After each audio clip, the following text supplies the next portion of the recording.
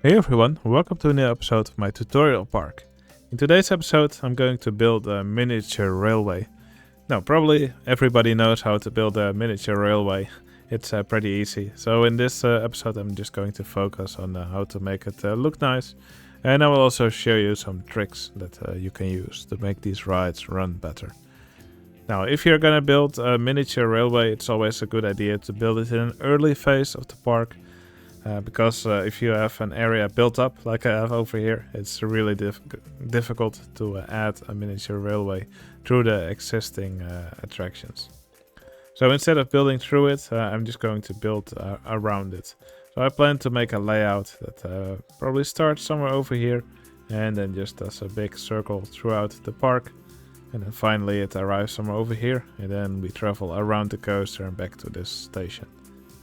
I'm not going to demolish stuff over here just to be able to build a railway through it. I think that would be too much work.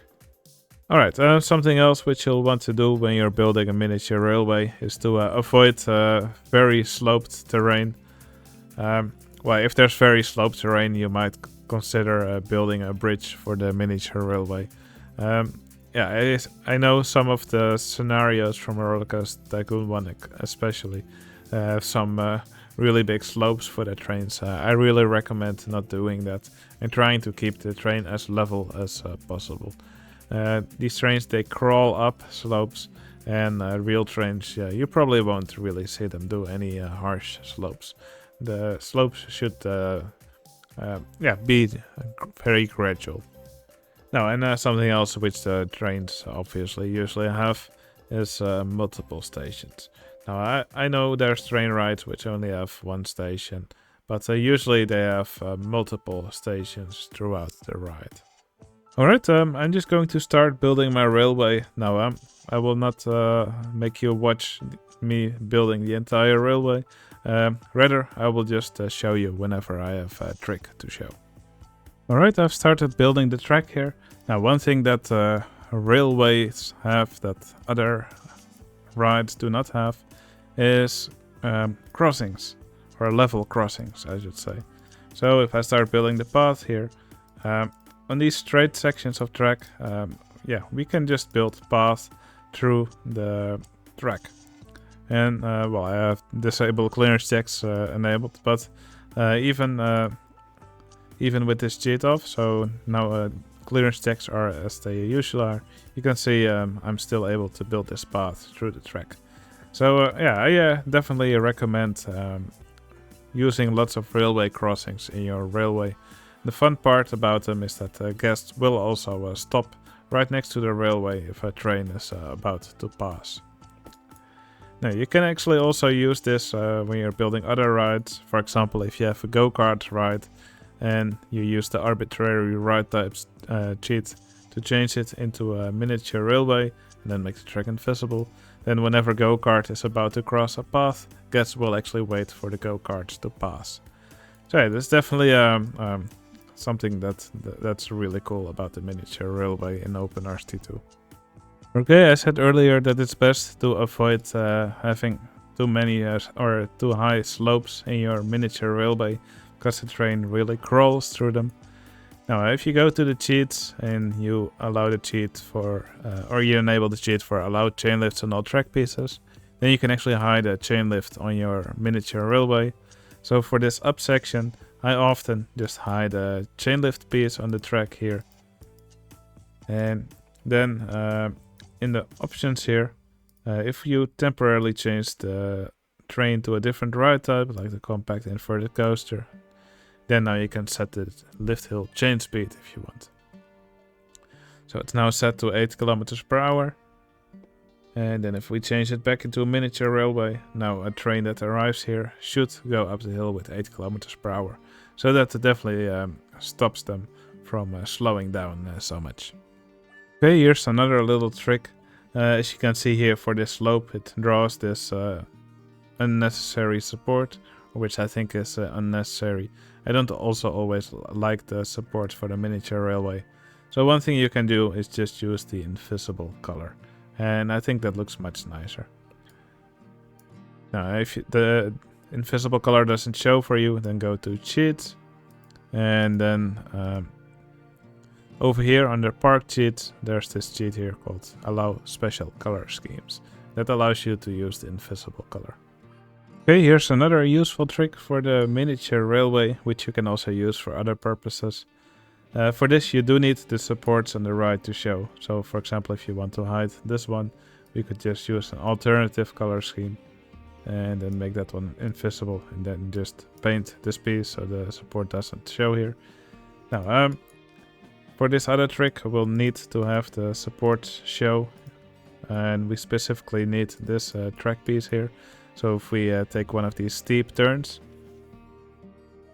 so from straight to diagonal, and then we can actually take this piece over here of the support. So in the tile inspector, I hold control, select this track piece, then I copy it, and then I paste it. And this is a really useful track piece that I sometimes use. You can use this to make awnings above queue lines. For example, I've put them above the queue line here. Now you have to put some poles to make support. I think that can look pretty nice. I quite often see people use this. And another place where you can use this, for example, if you make a diagonal bridge, then you can use these to make the bridge actually look diagonal and less blocky. Alright, I've continued building the track. Over here, just built a little tunnel. Over here I wanted to make another station, but since we haven't expanded the park all the way to here yet, I'm just gonna leave it a normal track for now. If I built a station here, well, I guess would probably have to get out here, and then it would be stranded here on a long path out to nowhere. So probably a lot of guests would complain that they would get lost. So I'm not going to do that, and we'll build the station later as the park expands. Now over here I have several slopes pointing downwards. Now just like here on the hill, where guests would normally travel up very slowly, I hit some chain lifts over here. And yeah, on downward slopes you can also actually get the trains to slow down a bit. You'll have to do that right after a slope, so in this section. And yeah, just like on other rides, you can actually put brakes on miniature railways. So using the allow arbitrary ride type changes cheat, I'm going to change the ride into, for example, a coaster. And I'm just going to build some brakes here. Let's set it to 14 kilometers per hour. So whenever the train arrives here and comes off the slope, it will actually slow down here on the brakes to 14 kilometers per hour.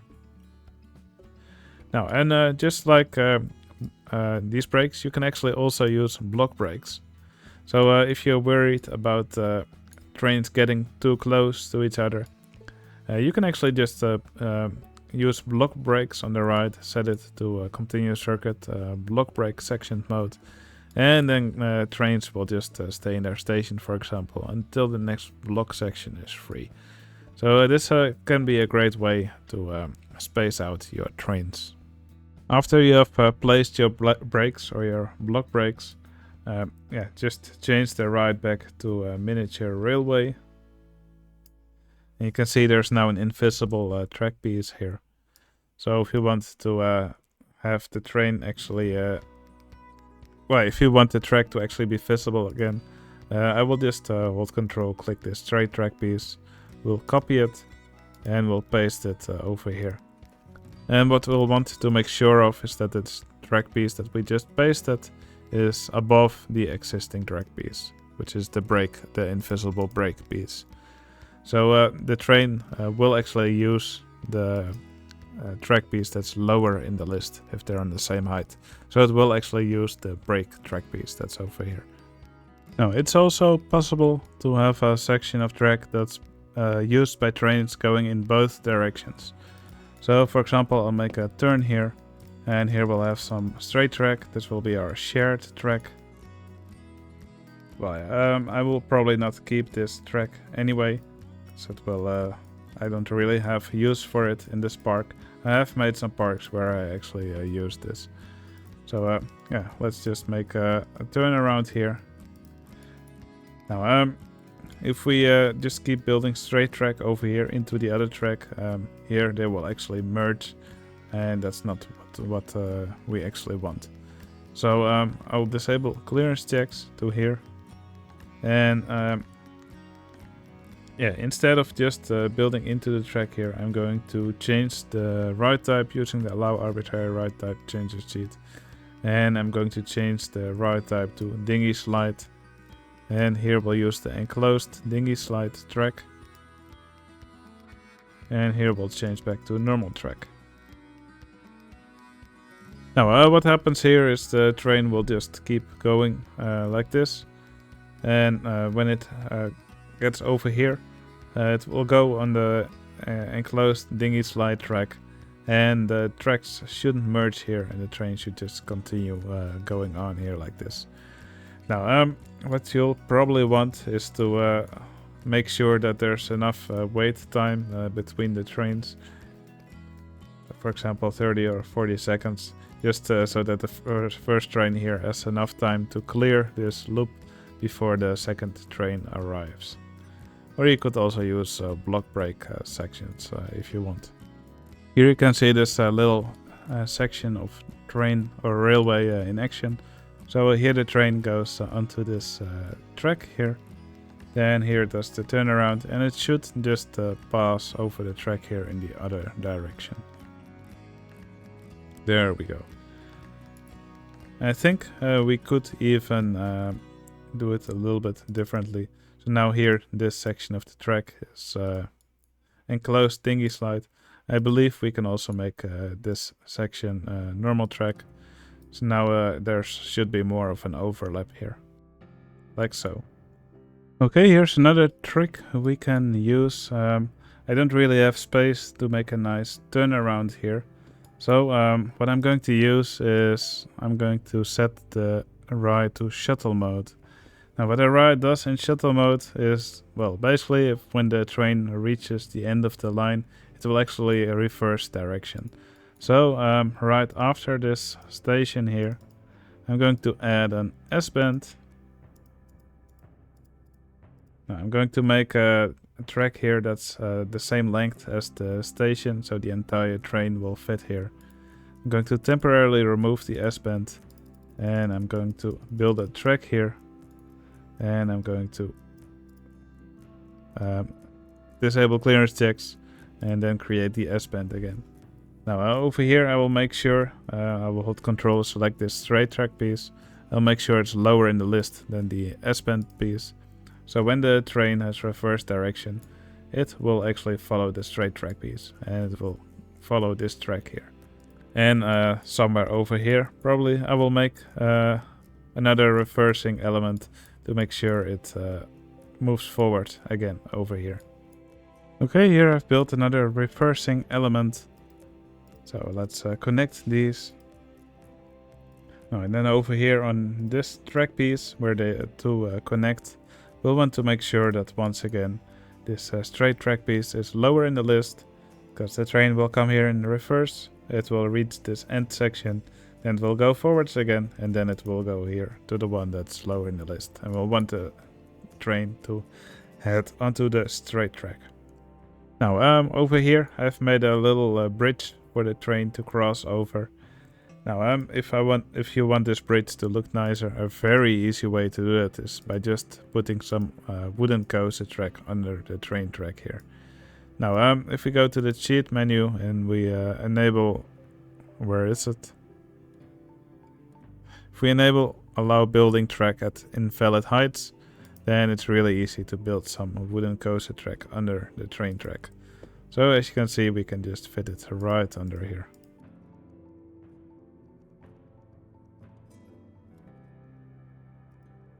The limit for stations, or number of stations on the ride, used to be 4, but OpenRCT2 removed that limit. So now if you want, you can have many stations in the ride.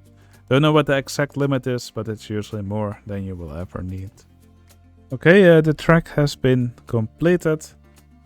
If we have 4 stations in the ride now, there will later be more stations throughout the ride as we expand the park. Now, one thing you'll probably have to keep in mind is I know a lot of people, including me, like to rotate their entrances and exits. Now, if you already know from beforehand that you're still going to change the layout of the ride a lot, well, here I rotated this entrance, and if I now change the ride, the rotated entrance disappears, and you'll have to rebuild it.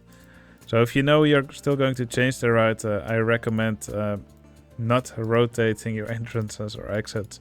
Just build them like this and keep them in place. Just connect your queues, your queue path and your exit to the right as it is now. And yeah, just try to build the ride with this in mind. It's going to get really annoying if you have to rebuild all your entrances and exits every time you're going to modify the ride. Okay, depending on how long your track is and how long your stations are, the game will decide on the number of trains and the number of cars per train for your ride. However, if you do shenanigans like I did over here with this reversing track, it may be difficult for the game to actually calculate how many trains would fit on the track. So now it's just limited to one train. Now I obviously want more than one train on this track. Usually the amount of stations that you have is a good amount of trains that you could have on your ride. So here I'll enable the cheat for disabling vehicle limits. I'll keep it to 4 cars per train. 4 cars per train. And for now I think I'll just run with 4 trains. Now stations are quite far apart. Well, most of them are. These are pretty close together. Maybe I could have spaced them out a bit more. But for now it's fine, since there will be more stations in between later anyway. For now I'm just going to set the minimum waiting time to 40 seconds. I think that's a good amount of waiting time. I don't recommend setting wait for full load, because some stations most likely will get less traffic than other stations, and then all the trains will most likely bunch up at the other stations. There's also an option to set leave if another train arrives at station. Not sure if that overrules if you set it to wait for full load, but it might be a good thing to turn on anyway. Alright, the trains have spawned here. I'm just quickly going to fast forward the game and check how the trains behave at this section. Okay, the train has now arrived here at this station. It's also full of guests. Now the waiting time for the train is 40 seconds, so it might take a while for it to actually leave. Oh, here the next train is also arriving. I'm just going to hit the fast forward button here. So here you can see it reached the end of the track. And now it travels backwards over here. Right, and here at the end of the track it bounces into the end, and here it travels forward again. Okay, I think that looks pretty good to me. Now it did look like it would fly over the track a bit. Something which we could do is just put another piece of fake track over here.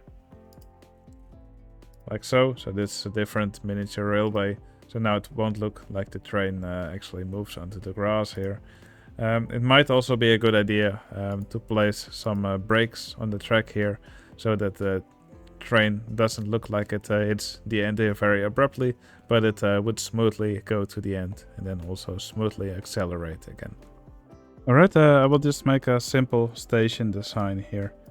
Now I'm just going to lower the ground here a bit under the station, so that we can have put our own base blocks there. I will just use these standard ones. And I will just put them like so. Now, yeah, for the first block, you can just go over here, just hold shift, move it up.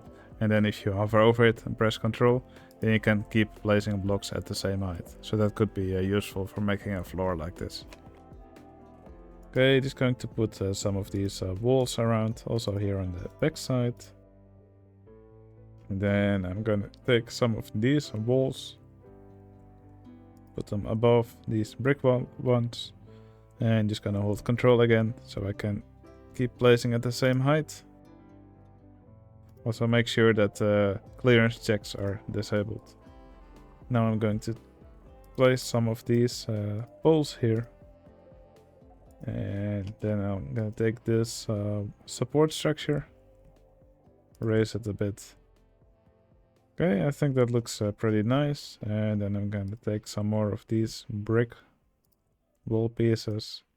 Gonna put them all along the top edge here. And finally, I'm going to make a nice looking roof. So I'm just gonna spam some of these. And in the middle, I'll just rotate this piece 4 times. And then we have a nice little station. Just gonna put some flowers around here.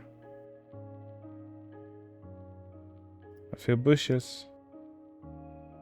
And maybe a tree or 2. And probably we can have some lamps here on the queue line as well. Okay, I've also copied this station design to all the stations that we have in the park. It may look a bit spammy, but yeah, if you have differently themed areas in the park, for example, then it might be nice to actually have the stations also in the theme of the area which they are in. So yeah, in future episodes or in between episodes, I might change these stations up a bit so each one of them has more of its own theme. But for now, they're all mostly the same. Now, something which will usually look nice on the railroad is to put this rock ground texture under it to make it look like the rock pieces which a railroad usually sits on. Something else which I did is here at the end of this track, I put 2 of these medieval targets. That kind of looks like these stoppage things they put at the end of a railway. So you might also consider adding some of these if you do one of these shuttle type railways. Something which you'll usually find along the track on real miniature railways is also some place where the trains can be stored. So over here I'm just going to make a few tracks which would connect to the main track here. And well, if you want a train to spawn there, you could make a station piece and then hide that. And yeah, that way you would be able to spawn a train there. Now I actually already made an extra train ride here. This is a different train ride than this one. So I will just copy this track piece and I will paste it over here. And I will use that to create some storage tracks here.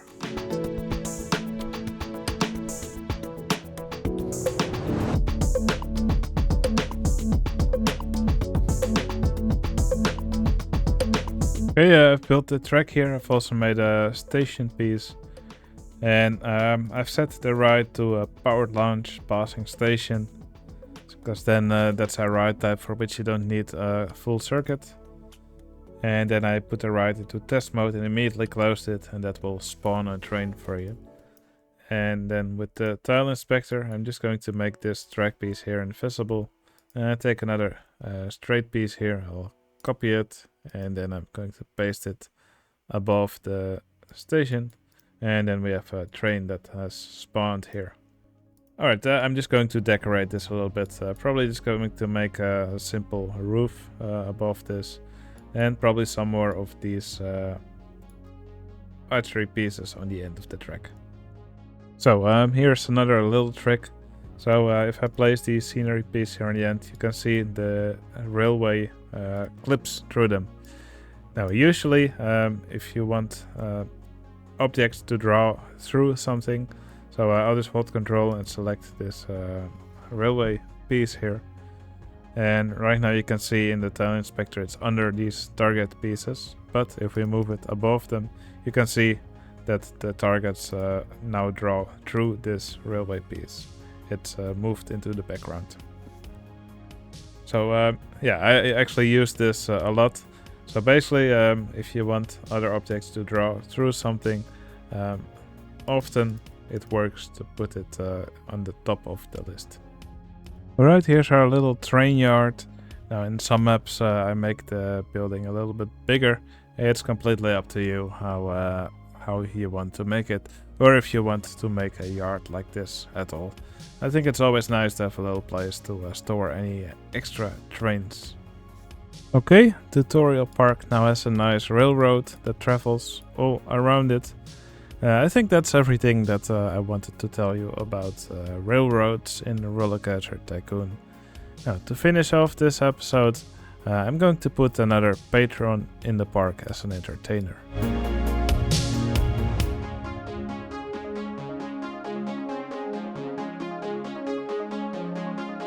Alright, here we have this entertainer who keeps enthusiastically waving at all the trains that pass by.